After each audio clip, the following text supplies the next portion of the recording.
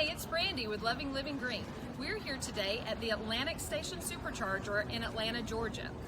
This supercharger is located right in the middle of the city and is great to stop off and charge while you get something to eat and drink.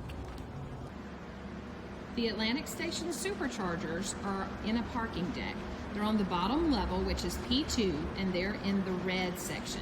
There are 10 stalls at Atlantic Station.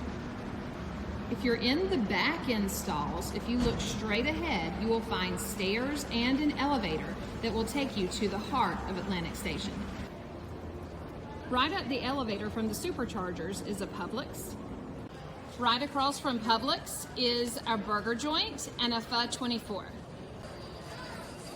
And right across is the Poke Bar and California Pizza Kitchen. If you're looking for something sweet, Kilwin's is one of our favorite stops. For more upscale dining, we have the Pig and the Pearl and the Yard House. The Atlantic Station Supercharger is in a parking deck, so you do get 2 hours free before they start charging. If you'd like to learn about other superchargers, please subscribe to our YouTube channel and give us a big thumbs up.